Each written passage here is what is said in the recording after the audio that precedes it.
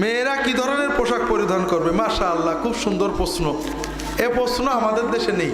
খালি হুজুর সুন্নতি পোশাক, পাগড়ি, টুপি, টুপির উপর পাগড়ি, পাগড়ির উপরে রুমাল, রুমালের উপরে টুপি, জুব্বা, মাশাআল্লাহ ভণ্ডামি। পুরুষের সুন্নতি পোশাক নিয়ে কত ঝগড়া, মেয়েদের সুন্নতি নিয়ে কোনো ঝগড়া নেই। এর একটা কারণ আমি খুঁজে বের করেছি, মাঝে মাঝে বলি। সেটা হলো, স্বামীরা চিন্তা করে আমরা সুন্নতি পোশাক পরবো তাহলে জান্নাতে যাব। আমার বউকে যদি সুন্নতি পোশাক পরাই তাহলে ওই বউও জান্নাতে যাবে। যে বুড়িটা আজীবন আমার জ্বালাইছে, বেহেশতে যে আমার জ্বালাবে। কাজে ও দোজখে যাক, আমি বেহেশতে যে একটা হুর পরি নেব।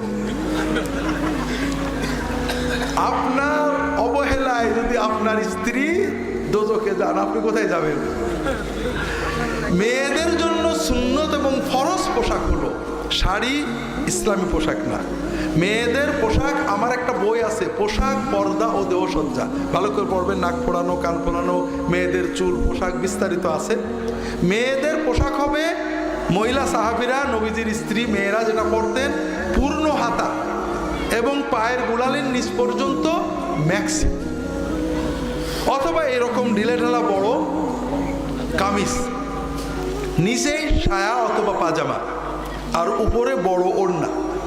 মিনিমাম এই তিনটে পোশাক মুসলমান মেয়েরা সবসময় পরে থাকবেন, বাড়িতে, কর্মের সময়ে, আর নামাজের সময় এগুলো পরবেন। মহিলা সাহাবীরা বা নবীজি সাল্লাল্লাহু আলাইহি ওয়াসাল্লাম স্ত্রীরা অনেক সময় নামাজের সময় তারা বোরকা পরে নিতেন উপরন্তু।